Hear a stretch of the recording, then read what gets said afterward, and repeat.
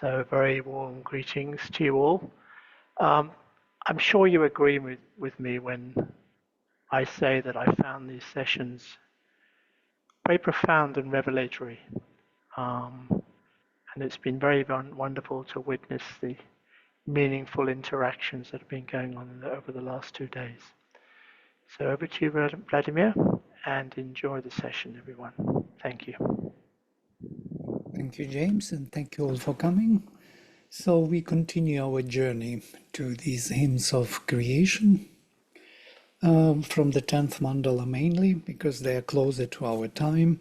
And you can see there is already this philosophical trend, philosophical language. There is a description, what was at the beginning, how it was, what it became, what we are wondering about. This was not, you will not find such explanations of this type of language from the third person in the earlier mandalas. There is only invocations to the gods. Come to us, bring your peace, bring your power, destroy the enemies, and so on.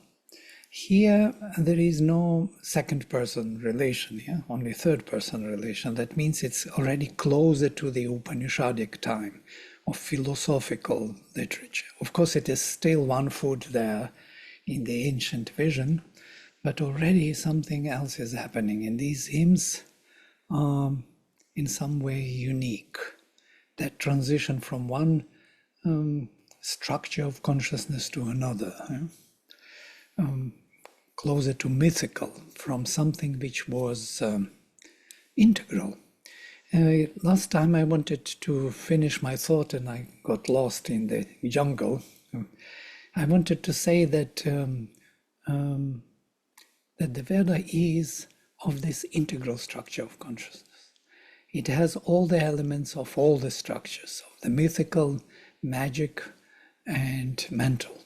It is totally mental and very well articulated, and at the same time the poetry is highly developed, language is very rich, no comparison to classical Sanskrit. It's much richer than classical Sanskrit. And that means we are dealing with something, with remnants of some great civilization in the past, yeah? Something which came to us from before, some great achievements of which we have no idea. And most probably that was the achievement of the past to arrive at this integral structure and to start again a new cycle. New Manvantara rishis again come, they bring this vision of the integral structure which was achieved before in the previous Manvantara, as it were, and impose upon us again this vision of the Veda for us to remember and to know the aim of our engagement as a group soul.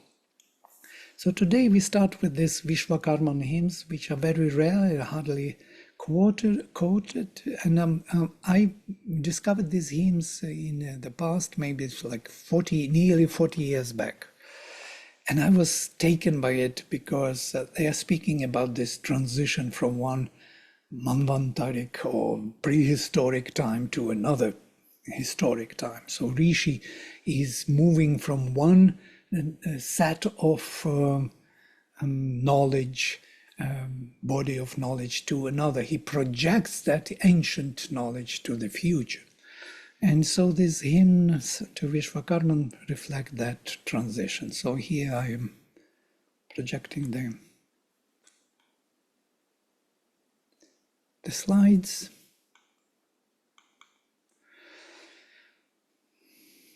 By the way, I sent you the first draft. I made many changes. I will send you the second draft for this Vishvakarman. So there are two hymns, and the Rishi is Vishvakarman. Vishvakarman means the creator of the universe. Yes, he is the Rishi, and he speaks, and the Devata is Vishvakarman, the creator of the universe. So the creator universe dedicates this hymn to himself, as it were.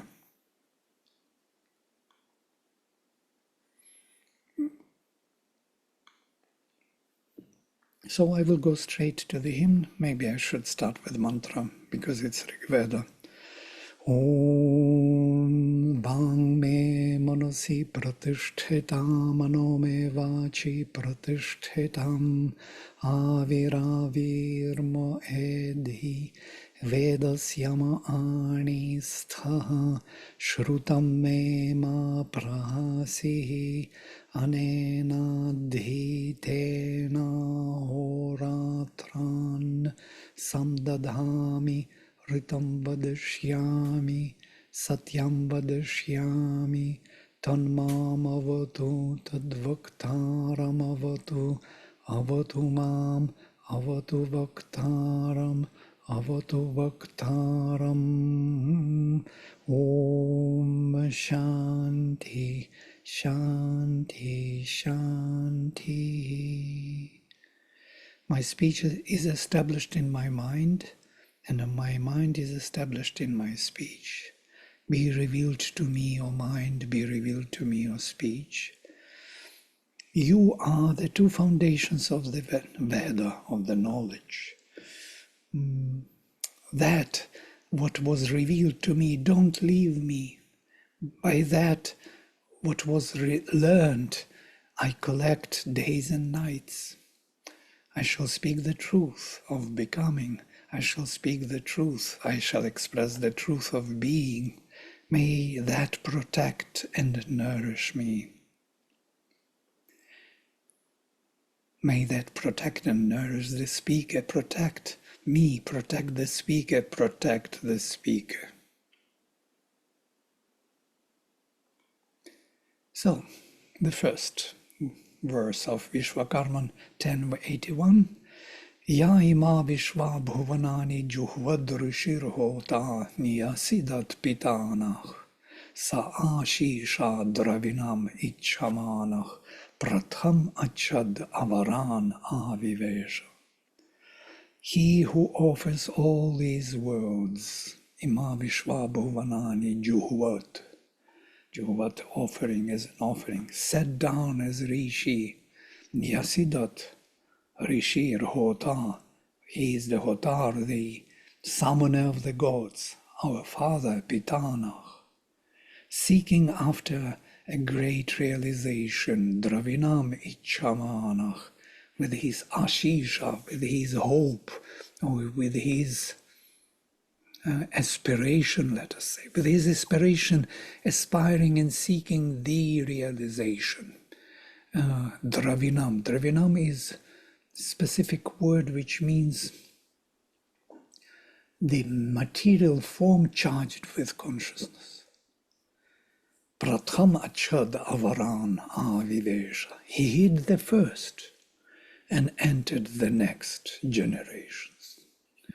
So this is the thing which I started with today, that there was a transition from the ancient culture which was hidden from us by the rishis. They kind of restarted the system, and they took only that which was needed for the next development. And in that sense, they hid the previous achievements, which were great. But they would be not useful for us if we come to them or remember them. They will block away our sense or spirit of adventure and discovery. So the knowledge itself is a very heavy burden. It cannot be given just like that. It has to be hidden. But the gist of it, the very spirit of it, has to be projected into the future. And you can agree with me on this. So if we remember all our past lives, we will not be able to live our present life. Yes? We have to forget it. We have to let it go rather than to forget it. But to take out of it something quintessential, some change which we already acquired. So that is the reason why the previous great spiritual culture was hidden from us. Kim svidasit adhishtanam arambhanam katamat svit katha asit. Yato bhumim janayan Vishvakarma vidyam aurnot mahina Vishvachakshah. What was the establishment? Again, these questions, as in Nasadiya Suktam. What was the beginning? How was it? From which the creator of the universe generated the earth, and with a great power wove the heaven, the all-seer. So the earth, it seems to be generated by him, Janayan, Bhumim. When we speak about Bhumi and earth, we imply always the material manifestation with all what it implies. It implies the vital, the mental, the supramental beyond it or within it. But the matter, we come to the point when matter appears. He generated Janayan, Bhumim.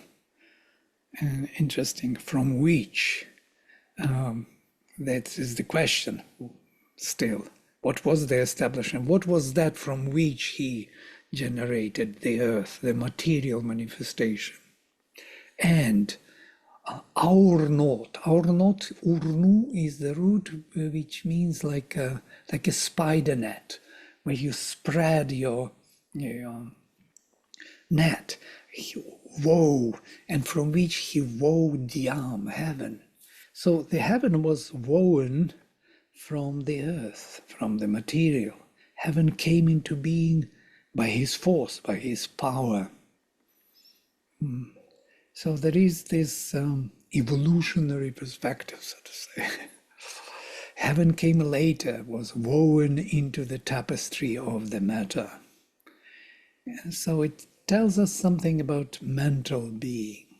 So physical and mental being were made up from something which is to be discovered, the source from all that, but where it came from. So then, Vishvatach Chakshur Uta, Vishvato Mukho, Vishvato Bahur Uta, Vishvataspat, Sambahu Bhyam Dhamati Sampatatraich, Dhyava Bhumim Janayan Deva Ekach. He who has eyes all around. Do you remember Purusha Sukta, Sahasra Shirsha Purusha? Purusha with 1,000 heads and 1,000 legs. And so here the same thing. He who has eyes all around, whose face and hands and feet are all over, pervading the whole universe. He, the one God, creating heaven and earth, has welded them with his arms, like with his wings, like beating with wings into one point, make them together, so to say, embracing them with the wings, like with his arms, like the wings. Very beautiful poetic imagery. So we see the same language which we saw in the Purusha Sukta. He is the consciousness pervading the universe and welding together or generating the oneness between heaven and earth. And heaven and earth equal and one. That is Sri Aurobindo's phrase. We started with this equality of heaven and earth, and we have to end with this equality. And in between there is the whole this path from equality to equality. It reminds me of the ever-present origin by John Gebser. He has this work which was written and was inspired by Sri Aurobindo's presence, which he later wrote in his letters, that Sri Aurobindo in a subtle manner inspired him, came to his mind. And so he wrote this wonderful book which is called The Ever-Present Origin. So that ever-present origin, archaic structure where heaven and earth are one, and the same. Adam and Eve are one. They did not distinguish between themselves. And that distinguishing this banishing from paradise took place already from the beginning of creation. Yes, first magic structure, then mythical, then mental, and finally coming back to integral. An integral structure is reflecting the archaic, so the oneness will be achieved again in the future, but with all the varieties of relations which were not possible before. So everything will be spelled out in the infinite, varieties and details and properties, which was not there in the archaic structure. In the archaic structure, there was a blank oneness of heaven and earth, of spiritual and material. And then it got split and it arrived at oneness, but with the varieties of relations. And this is something interesting here also. So he generated that oneness at the beginning, and we are aiming at this oneness through our sacrifice. Kim svidvanam ko usa vriksha asa yatodyava prithivi nishtatakshuh manishino manasa prichad ed u tadyad adhyatishthad bhuvanani dharayan. What was the substance? Kim svid vanam. Vanam, interesting word, which means the delight in the later language, especially something also winning, is the same etymology, van and win. Interesting. So winning or acquiring or obtaining or enjoying. Obtaining means enjoying. Possessing means enjoying. That means you found the oneness with the object of your admiration.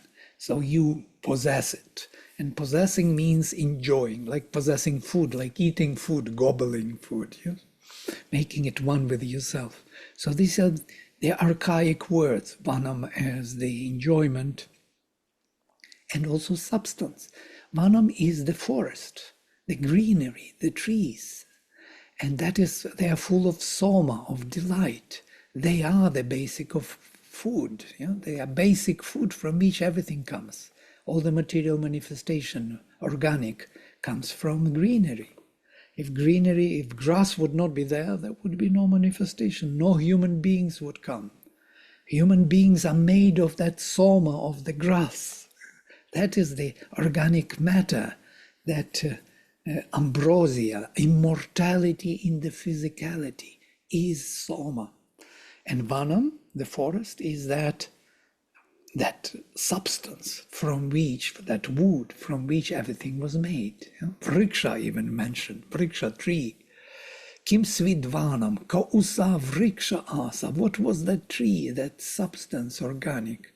Yatodyava prithivi nishtatakshuh, from which they, the gods are usually the faculties of Purusha, furnished heaven and earth. O wise man, Manishina, ask in your mind, Manasa Prichata id u, that where he was holding the worlds. Where was that Archimedes? You remember Archimedes said that, give me the third point and I will turn the world upside down. He wanted to have the leverage. And so where was that leverage from which all this came into being? These are very, very childish, but very sincere questions. How this all came into being? There must be somewhere the point or the leverage point from which, from point of view of whom or which this is possible. Where is that witness consciousness which was the cause of all this manifestation? I'm trying to find another language for this question. There are many ways of speaking about this, but there must be something. This is the question of Big Bang. What was there before Big Bang? Why Big Bang took place? What was there in that one moment before? They all want to know the cause of all this coming into being. It can't be by itself. It must be somewhere the cause, the origin from which all this was generated. The leverage point by which everything can be manifested.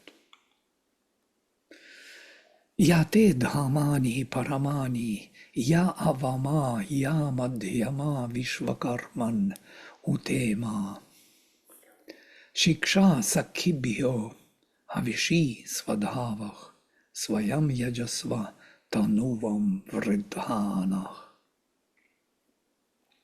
Tanuvam vridhanah. Those states of yours that are the highest, paramani, dhamani. Dharma is something, establishments, levels of consciousness or states of being, and the lowest, avama, and those that are in between, madhyama, or creator of the universe, Vishvakarma, Imani, all of these. Make your friends perceive at the offering. When we make a sacrifice, we have to learn what are the highest and the lowest and in between states of consciousness. This is the aim of the sacrifice. Make your friends perceive at the offering those states of yours that are the highest, the lowest, and those which are in between, or creator of the universe, or master of self-establishment, swadhavah. Sacrifice yourself to yourself, swayam yajasva, strengthening by that your body, tanuvam vridhanah. This is an amazing thing. For him to strengthen his own manifestation in the physical, he has to offer himself. We mentioned this many times.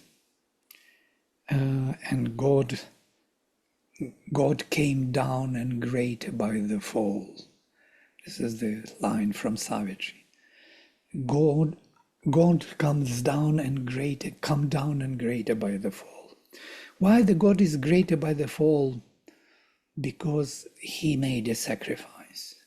And that sacrifice, himself to himself, so to say, Atmanatmanam abhisamvivesha, he entered himself by himself, sacrificed himself to himself, one self to another self, the self-luminous to the self-fallen, generates this strengthening of the self-fallen, an extension in time and space. The physical manifestation becomes gradually spiritual. It is growing. So the growth of the physical depends on his sacrifice. Sri Krishna in the Gita speaks differently about this. He says that though he manifested all these worlds, he is constantly in action. And he would stop acting, doing things, the world would fall into oblivion. He has to constantly engage. Supreme is constantly engaged with this sacrificial action of giving himself to this world. Always descending, the Divine Mother constantly descends and supports the upliftment, the growth in matter of the Spirit. If that support would not be there, we would fall back into oblivion and disappear in nothingness. This is a striking imagery, actually. Sacrifice yourself to yourself, strengthening by that your body. Vishvakarman havisha vavridhanah swayam yajasva prithivim utadyam muhyantu anye abhito janasah ihasmakam maghava surirastu. O creator of the universe, who is constantly growing by offering. Sacrifice for yourself earth and heaven. Let other people be unaware. Let the Lord be generous to us in his greatness. This something muhyantu aniye abhito janasah is a very interesting phrase, most probably popping up from somewhere already in the context of rivalries, and or maybe even in the context of hiding away the truth of that origin. May other peoples. Something reminds me of that there was a time where there was a division on other people, and this division is still prevailing in the world. There is we and them. Always we think in those terms. Who are they actually? Those others, yes.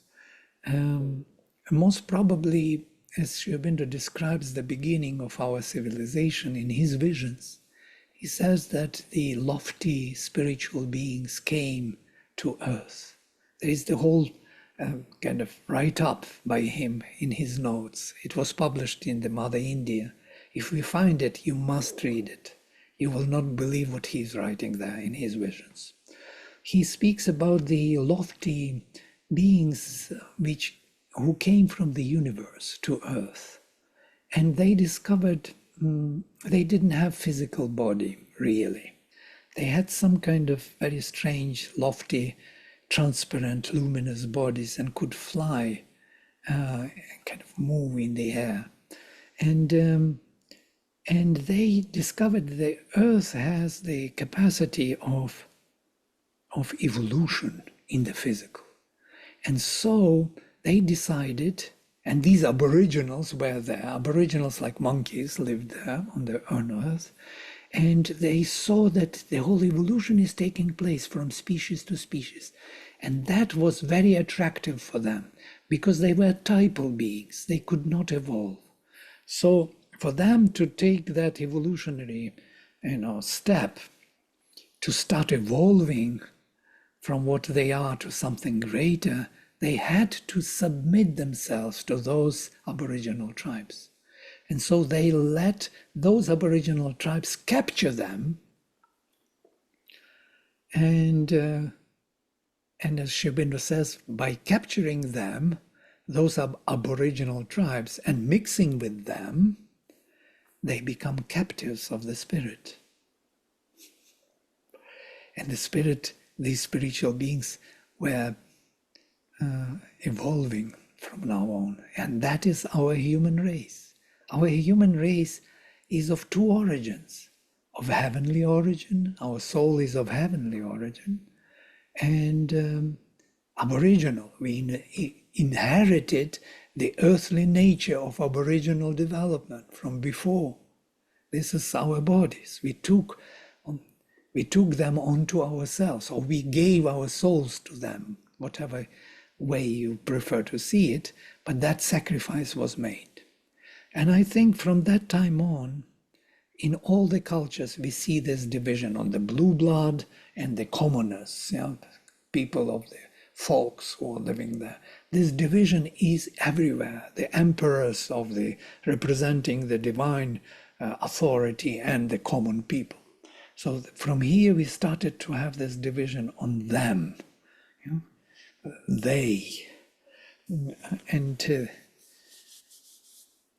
this phrase by the Rishi, Abhisyama Pritsutir Martyana, may we withstand the oppression of mortals, may belong to that time. The oppression of mortals, of aboriginal tribes, was to be dealt with in a spiritual manner. It was very painful sacrifice to give these spiritual beings to be captive and mixing with them and start a new life, evolutionary life, evolving into the higher possibilities than typal beings.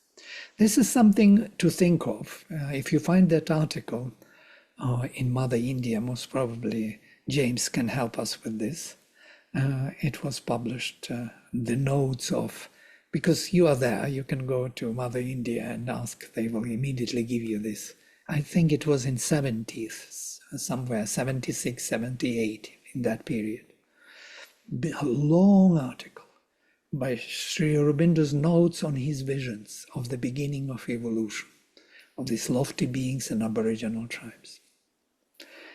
It brings something very valuable to our discussion, actually, and to our knowledge about the sacrifice, which we did not expect from Sri Aurobindo. I didn't expect that vision, but it was really something. So, and the last one of this hymn, and here I will stop and open to the discussion, and then we will take the next one. Vachaspatim Vishvakarmanam Utaye Manojuvam Vaje Adya Ahuvema Sano Vishvani Havanani Joshat Vishvashambhu Havase Sadhu Karma. We shall invoke today for assistance, for help and power, the Lord of the Word, the Creator of the universe, who is fast as the mind. Manojuvam, with the speed of the mind. You know, the mind has an infinite speed, and still it is kind of limited to the universe. He who is present throughout the universe as bliss and peace should enjoy all our invocations, properly supporting and protecting us.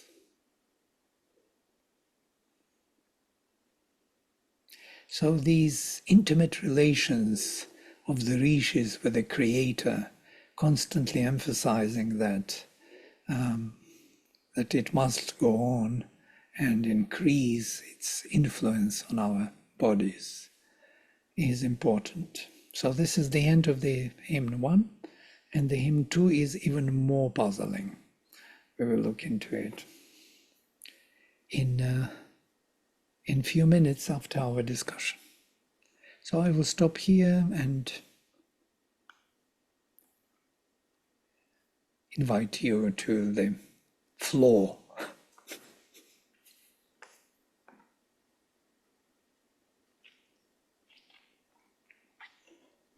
I really appreciate your explanation today of the greenery as being the source of the soma, and in relation to the wood and the woods. That was a big aha for me, connecting some things I had already been thinking about. And I have heard from my friends who are very into the temple in Jagannath that about the wood image there, and I've heard from them, that he's spoken about in the Veda, and they related it also to Christ and the cross, the wooden manger, and all of that. My perspective is becoming not that we find Jesus or that we find Lord Jagannath in the Veda, but that the Veda is apparent in the temple in Christianity. And so your discussion about soma and the greenery made that really come to life for me. So I appreciate that very much. That the Veda, I see the Veda lighting up these other things that would otherwise be a little bit dense for me. Yeah, thank you. By the way, Tvashtar is one of the ancient Adityas. Tvashtar is the carpenter. And he was the first who created the ladle of Soma. Ladle is this big spoon, as it were, by which you can handle Soma and make oblation into the flame. So this ladle of Soma, first time Soma could be captured by the physical substance. So he created that possibility. He's the creator of the physical body, physical organic body, of the greenery, yes, of the woods. He is the carpenter, he fashioned the first material substance which could handle the spirit. And handling the spirit generates soma. Soma is that ambrosia, immortality within the physical substance. And then he had rivalries coming after him. There were three Ribhus, three brothers, who were very clever. They were like human beings, but not semi-human, like half divine, half human. And they generated the bodies, next bodies, which could handle some other ladles. The vital ladle, which can handle the delight, the ambrosia, the ananda, the immortality. The mental, the next brother of Ribhus, and finally overmental. And these ladles, and that's why he was very jealous of them, because they created that what he was supposed to do, but he was too slow, most probably, or his task was done. He created the physicality which could handle the ambrosia, and then other evolutionary developments the three brothers took onto themselves. And they were invited at the end to the Soma yagas, to the Soma sacrifices as the greatest gods, because only the greatest gods are invited to Soma sacrifice. So Ribhus are part of this Soma yagas, because they generated vital, mental, and overmental, I would say, or supramental ladles to handle ananda, to handle the transcendental bliss in manifestation. This is a very occult knowledge which we cannot unpack now, but I'm just telling this because there is more to learn, much more. It is good that it hangs as a question and will require your research.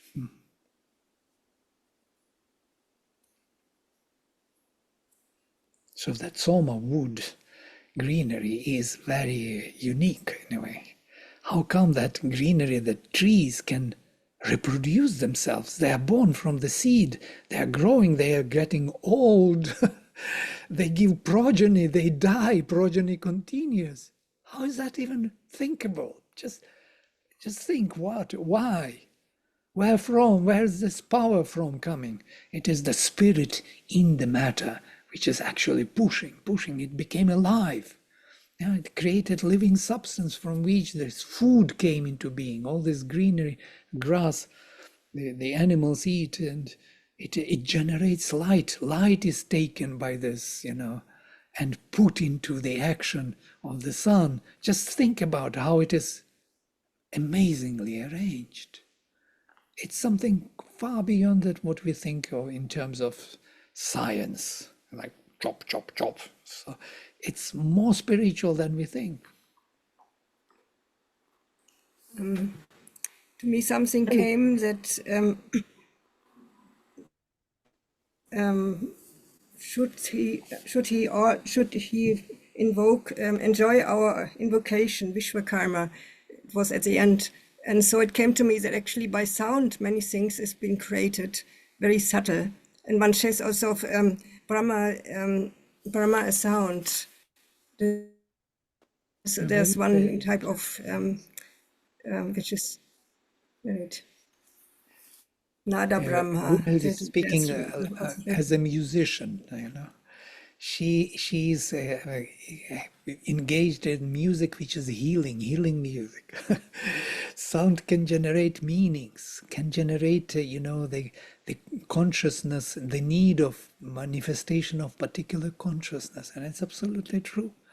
So these invocations he should enjoy and manifest himself in our consciousness when we sound those hymns. Those hymns were created as vehicles to rise to heaven, to invoke the greater powers to come down and to settle within ourselves. Yes, absolutely.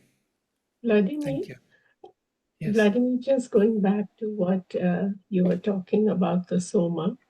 In verse 5, we talk about the self-establishment in that verse. And I was thinking that self-luminous to self-fallen helps the physical to grow spiritual. The idea of the sacrifice is the self-establishment. When the luminous self falls so that the fallen self may grow. Fallen is actually established. He established himself as fallen to rise again. Yes. It is only him. There is nobody else here. He is fallen and he is engaged and he is rising. Yes, and this growth in matter of the spirit, which is the constant work of, as Krishna mentions, he's constantly engaged in work. It was a beautiful way of connecting the thought. It suddenly became more luminous to my own understanding. So thank you for that. Yeah, thank you. We actually, yes, we look at the world as if it is left alone or something and has to struggle its way through. It's not like that. We are constantly engaged with the divine. The constant engagement of the divine is and support, and not only support. The divine suffers everything with us here, and we are not even realizing that suffering is actually imposed onto the divine, which is present here through whatever we do, wrong things, mistakes, painful things to others. We are causing that pain to the divine. That also brings us back to Jesus, which is really amazing if you think of it, why he had to undergo that pain, which was absolutely unnecessary in every way. Yeah? But he had to take it onto himself, as Sri Aurobindo says. The one who cannot bear the pain of the creation cannot help the creation. He has to have a power to really bear it. And that's why Jesus actually agreed in his dialogue with his father. He actually gave in to be crucified. He knew what it was coming. And it's very, very important part. Yeah? It is usually misunderstood and misinterpreted. It is not that he suffered and he told us to suffer, and that's all we have to suffer because he suffered. It's total misinterpretation. It's just upside down. He had to take the severest, the most severe pain onto himself and bear it, and that actually attracted everyone, and it changed the barbaric West into something much more merciful and open to the psychic presence. Actually, there was this sacrifice made to take the pain of the creation to himself. So the divine is constantly engaged. This is a beautiful vision, that we are not alone. We are not for a minute, for a second alone. We are constantly taken care by the divine with its presence, power. We can only reject, turn away from it. Mother says her grace is always there, but we turn away from it because we egoistically are looking for some self-satisfaction, because we do not know the origin. And because of that, we think that better to have small satisfaction than to discover our true nature. Yes? And that is the ignorance. We are under ignorance. So we are running for satisfying senses all the time.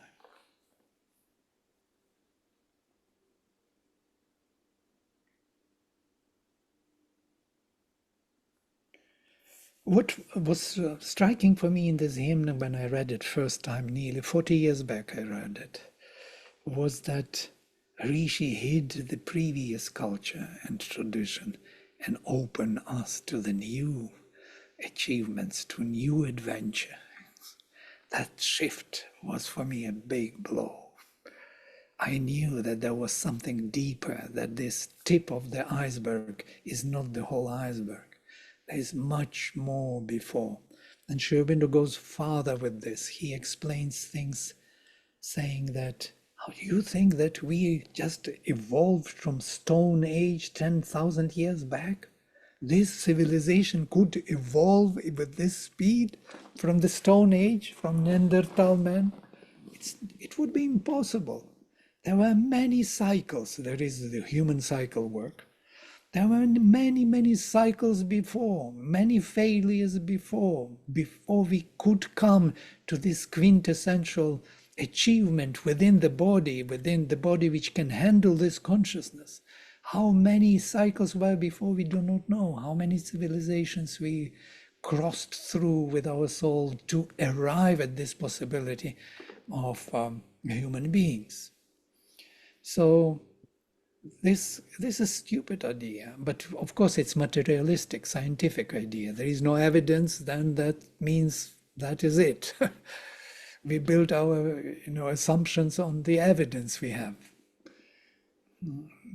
But Tilak spoke about this, that we will discover soon the evidence of ancient civilizations, which were here before, million years before, on Earth.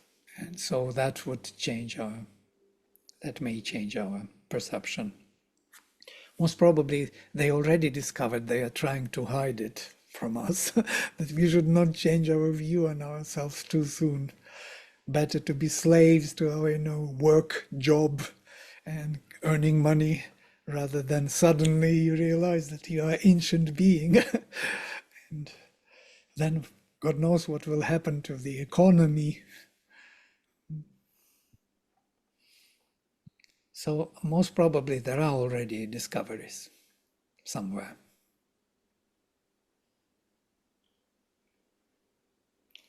Any other thoughts?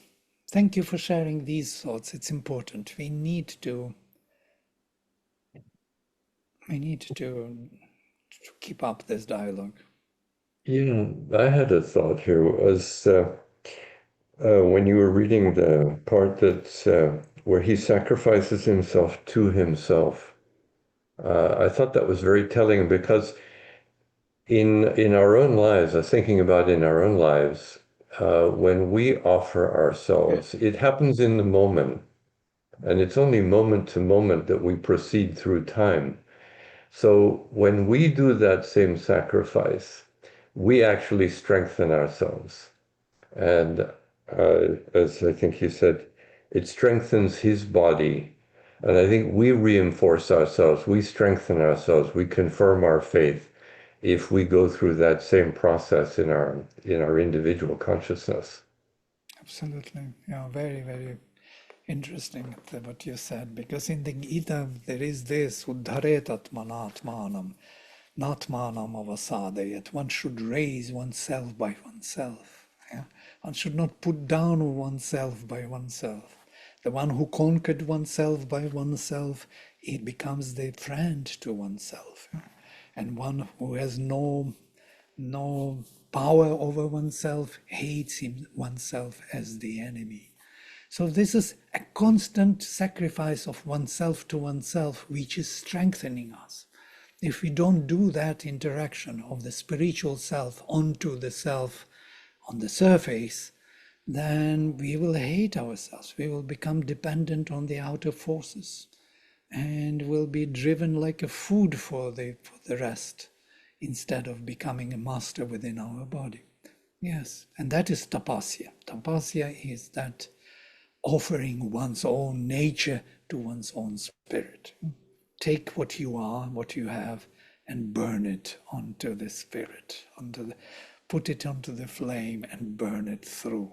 And then your body becomes luminous and shining and charged with spiritual presence. This is that self-sacrifice, absolutely. I wonder also if the body that you're strengthening is, besides your own self, is the collectivity by your sacrifice. of yourself Yes, to first yourself. you and then collectivity, because once you have access to the peripheral consciousness only through yourself, through your own periphery, you cannot reach to the surface of others without doing it for yourself first. Yeah, that's No, what. no. I meant you sacrifice yourself to yourself, but the strengthening affects the collectivity. Oh yeah, because The you're part of result. collectivity. Yes, absolutely. Yes. Yeah, I'd especially like to, whatever. Yeah, yeah, please. I just want to say that there are these evidence of this happening where when a monkey figures out how to use a stone to crack a shell to get, or a nut, um, what happens, and they've actually, this is a scientific fact, Back to is that monkeys. monkeys on a different island will figure out that same trick. So there's a unity in the background between the consciousness of all of the monkeys. And I was thinking this about Sri Aurobindo when he becomes a supramental being. Having achieved that, he's actually made that possible for the rest of humanity. Yeah. Because that wavelength now is operational in the whole world. Does that make sense? Absolutely. And he speaks about this Savitri, one soul's ambition, yes, raising up the race. So the race is uplifted by one soul's ambition. In a way, yes, the nature is working like this through monkeys. That's what those lofty beings discovered. They discovered that here there is evolution within the physical. Physical is evolving, matching with spiritual, which was for them the most precious thing. And so they agreed to be captured and to disappear into this Aboriginal race, and the Aboriginal race was uplifted and changed and started to evolve because of this material nature on earth, this particular psychic being, as earth is psychic being of the universe. She gives us this advantage of growing in consciousness in material frame, which is nowhere found. Yes, you cannot find the change of consciousness possible in any other form, neither in the vital nor in the mental. That's why all the vital and mental beings are typal beings. They can't evolve, they can't change. But if you take the physical body on earth, there's not anywhere else on earth, because earth is that framework within which you can evolve, then your consciousness has an opportunity to grow to the supreme and become the supreme. And this is absolutely amazing. If you think of this opportunity which is given to us now, we should not waste our time here. Will we become typal beings at some point? With the psychic, we can't become typal because psychic is evolving on the psychic earth and becomes that, of that nature of constantly evolving. And it has to travel, it has to get out to rethink or replan, revision the new incarnation and come back. So it is constantly involved in this pushing forward now because it was formed on earth. This is something unique about Earth.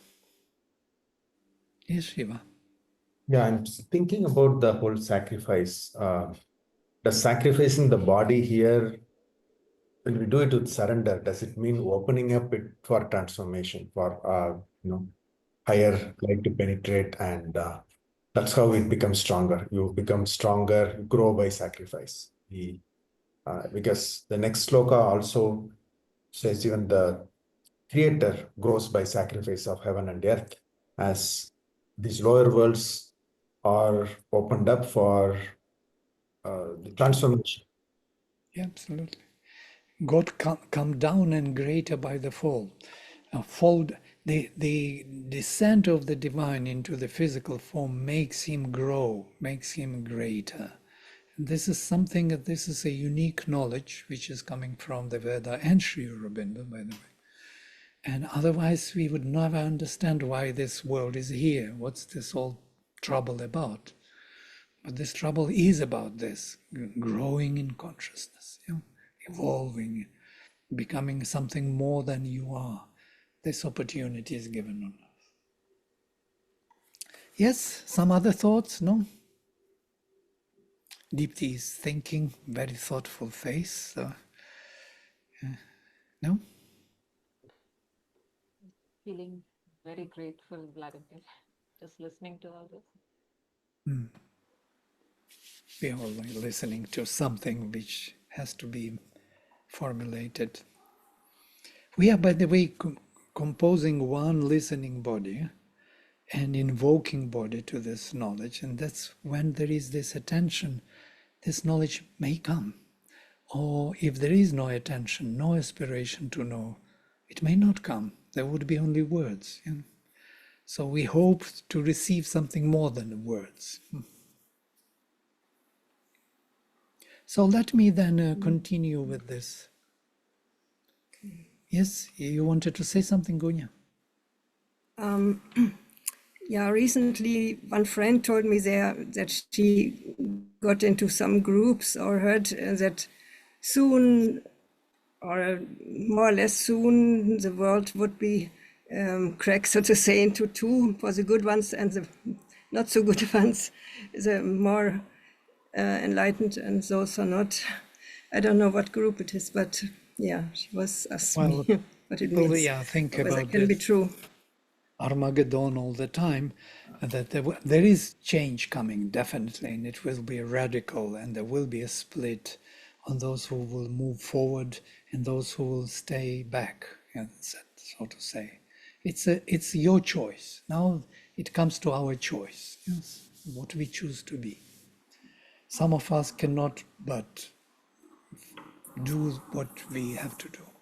So here is this hymn, which is also very interesting. And next to it, also Vishvakarman Rishi, also very brief. So I will read through, and then if we have time, we can discuss it. Chakshushach pita manasahi dhirach gharitam ene ajanan nam namane yadedanta adadrihanta purve ad id dhyava prithivi aprathetam. The father of I, that is, the father of I is the sun. There is someone who is within the sun, and that is the divine, the supreme, the wise by the mind, manasa dhirach.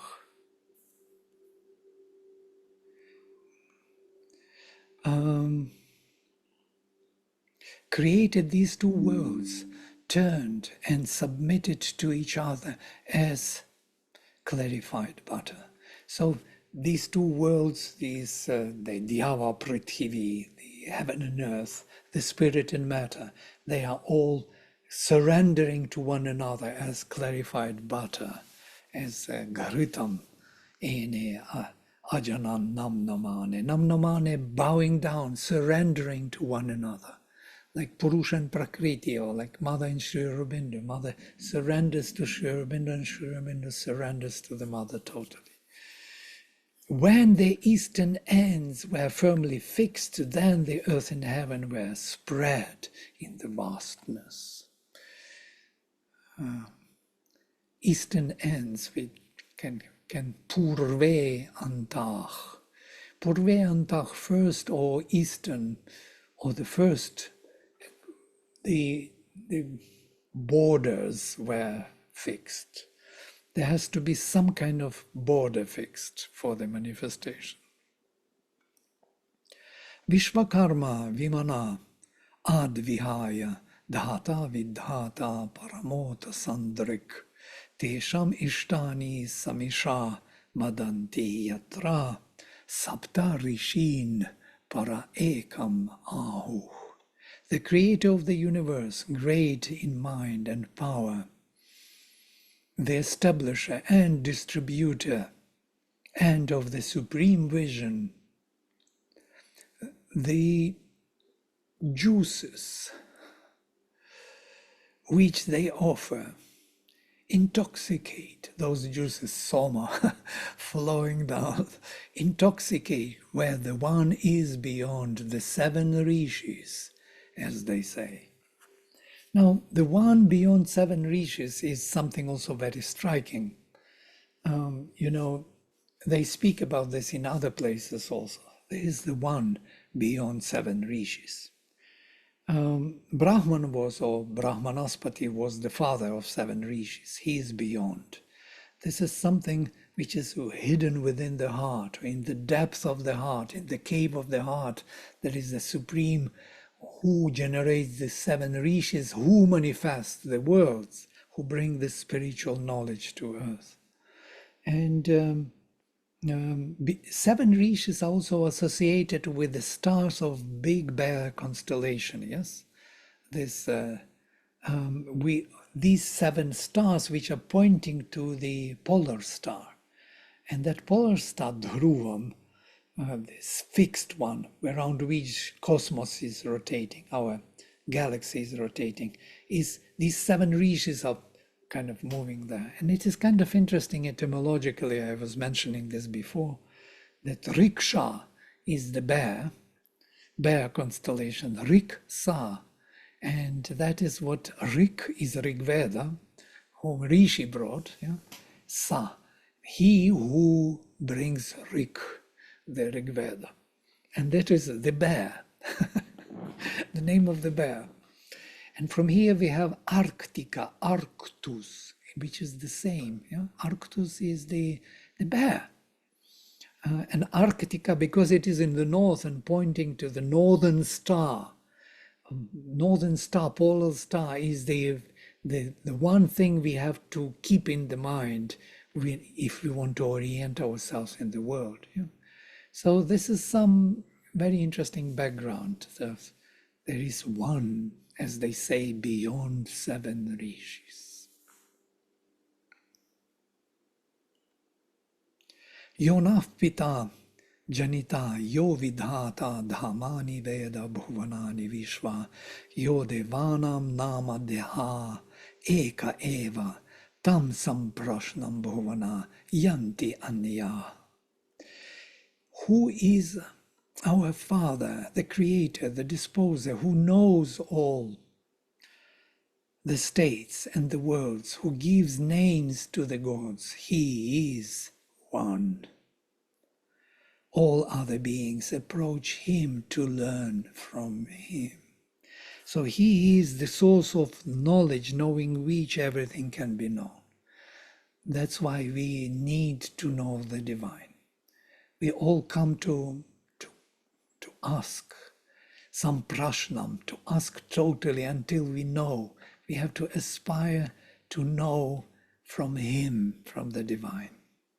And the more we aspire and rise in consciousness, the more we know. Ta ayajanta dravinam samasmai rishayaf purve janitaro nabhuna. Asurte surte rajasi nishatte ye bhutani samakrinvan imani. They conquered for him the treasure by the sacrifice in abundance. The ancient rishis, the singers, who created all these becomings, all these worlds of becoming, when the unillumined and the illumined spaces were fixed, settled. So these luminous and illumined and unillumined spaces, it's kind of amazing to think of these 2 oceans we spoke about, yes? The ambhas, the luminous waters of the superconscient ocean, and abhas, the waters of the inconscient. Once they were fixed, and you remember they spread the ray, the string between them, and the world got split onto that which is established and below, and that which is intention above. Here again, in another language, it is mentioned.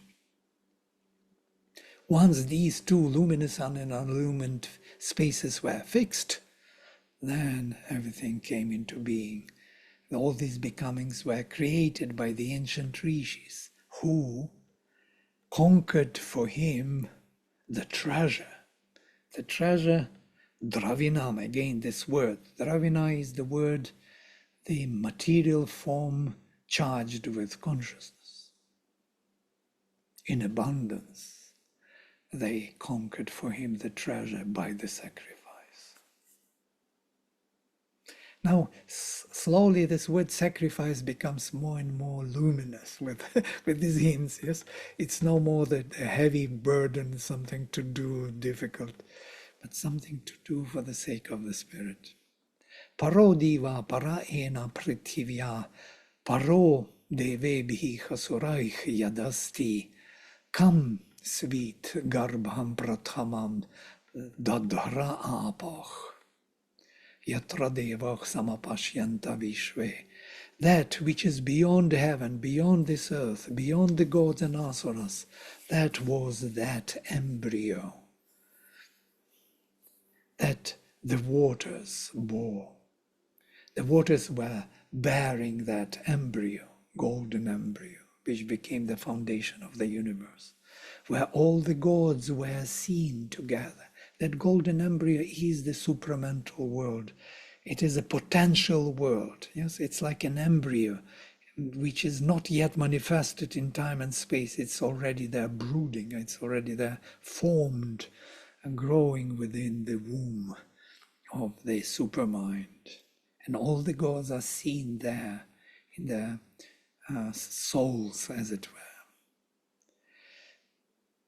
Tam idgarbham prathamam dadhra apach yatra devach samagachanta vishve. Ajasya nabhav adhi ekamarpitam yasmin vishvani bhuvanani tastuh. That indeed is the first embryo which the waters bore. We will speak about this embryo more in the next presentations. There will be special hymns to Hiranyagarbha and heaven and earth. But here they are already coming up, where all the gods have come together. In the navel of the unborn, the one is placed where all the beings abide. Interesting thing that first it was samapashyanta vishve in this verse, where they are seen together, and then where they come together. Most probably that is the stage of evolution through which they come back to the oneness through this engagement with the sacrifice. And the last one, which is the most puzzling, Natam vidatha ya imaja jana anyad yushmakam antaram babhuva niharena pravrita jalpiyacha asutripta uktashasach charanti. You will not find him who created these worlds. Another thing has come up between you and him. The chanters of hymns are wandering around, covered in mist, speaking rubbish.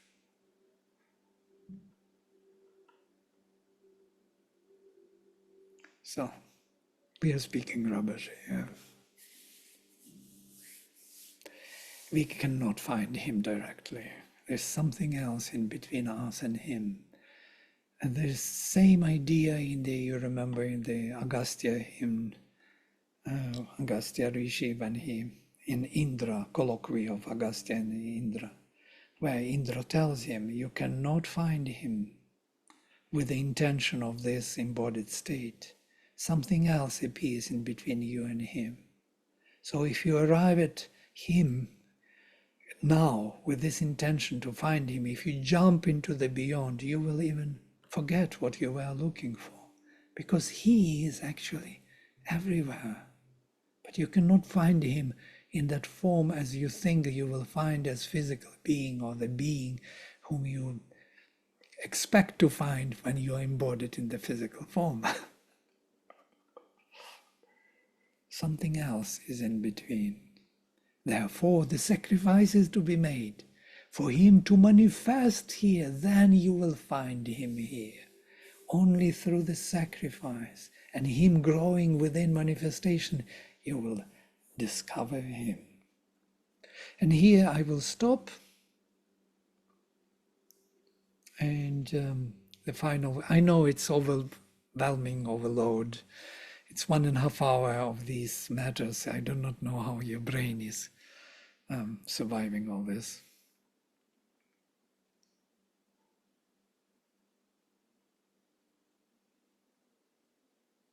Okay, you can take the floor, whoever wants to speak. And I must tell you, there are no stupid questions. There are only stupid answers. So remember that. Whatever question you have, there is always something deeper there which wants to be discovered. And even if you cannot formulate it properly, as you think properly, then don't worry about this. We will find the formulation. No, very simple. Okay. Yeah. Sorry, go ahead. Thank you. Okay. Go ahead. So that gives me some encouragement that there are no stupid questions. Okay. So in the last mantra which we just which you just read for Vladimir ji, there are no hymn that can describe him. So does that mean that the words always fall short of describing him or reaching out to him? And yeah, okay.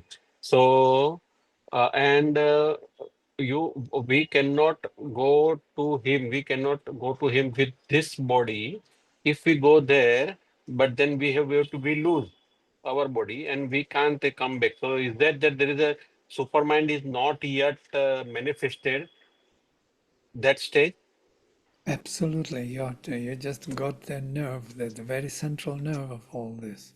Yes, absolutely. There is description when we go through the sun, through the supermind, we lose all our achievements, we will be dissolved. So there is no way to go to the beyond. That's why it's something else in between. The world is forged in the supermind. And if you go through it, you lose all this, what you gained here in this evolution from darkness to light. Supermind has to be inborn, born from within. And that is the only way to realize the divine. Absolutely. Okay. Thank you. And maybe that's why Vladimir in the first hymn, Go ahead. the first verse, they hid the first. Maybe that's why they hid the first, because we were not ready for it. And as we grow in consciousness, maybe towards the end of the hymn, we will know how to get to him. Maybe that's how we come to him. That's why they hid him in the beginning. Oh, it's possible that more mysterious, more mystic, explanation what you gave. They hid him from before. They hid him through the supramental creation and open it to the manifestation in time and space. It's much more lofty, luminous explanation of it. And one more thing I wanted to say,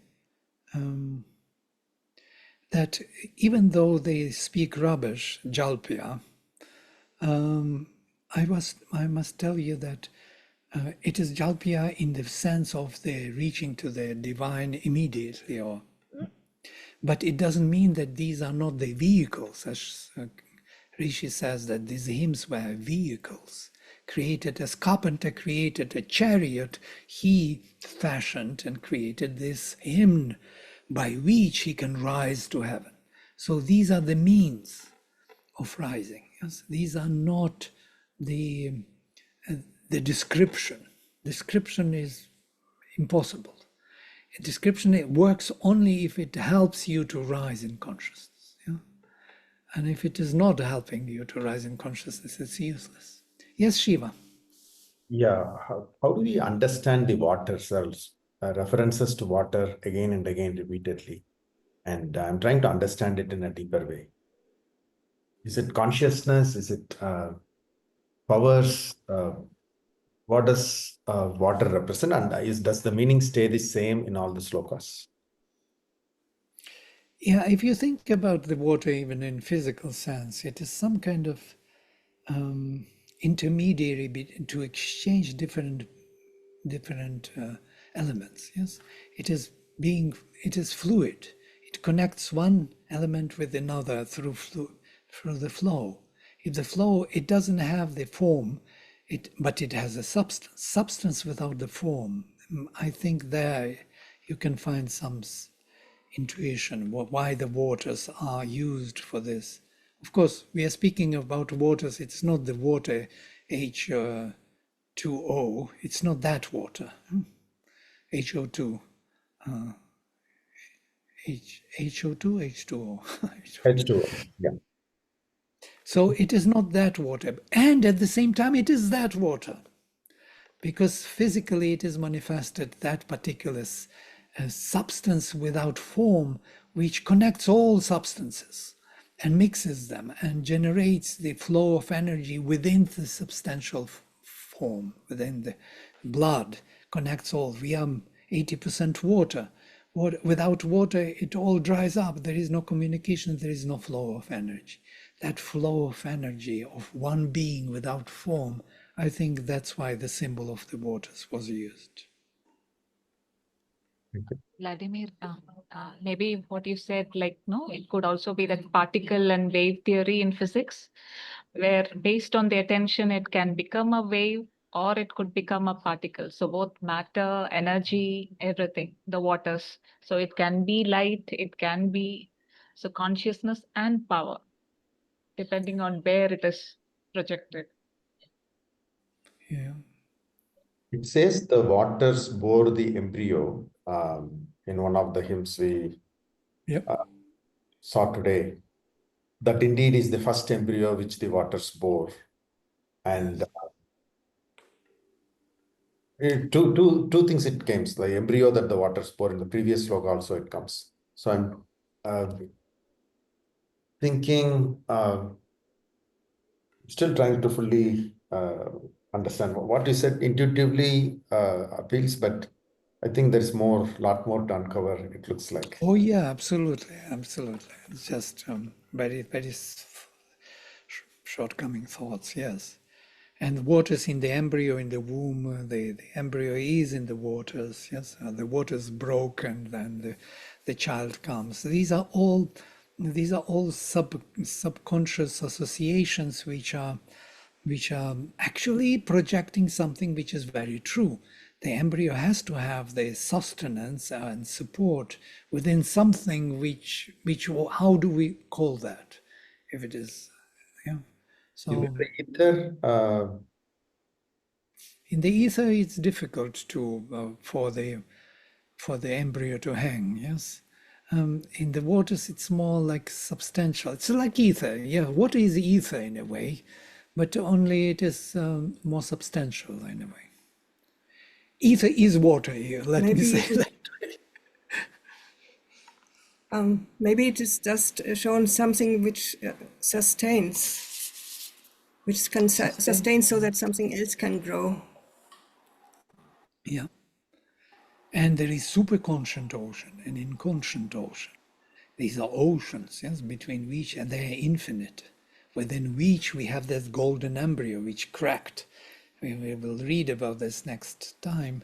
The upper part became heaven and the lower earth, but it is within the waters. And the embryo was on this ocean for 1 year, though the time was not then. That time was not there, but it was for 1 year it was in the waters and then it cracked. So there is no other way to speak about something which was before universe was born. Yes. So how else, with what other language one can speak? One should find symbols, and this is a symbolic language.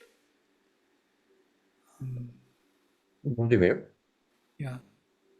I have a question about the rishis. Two questions. One is that what the verse said that they're the singers who created these becomings. And I was wondering, what role did the rishis have in the creation of the physical world? And did they sing it into being? Yeah, That's my first question. Second question is about the seven rishis you were saying reside in the heart. You were talking about the Great Bear constellation. I was curious more if you could elucidate on what exists in our heart, in the cave of our heart.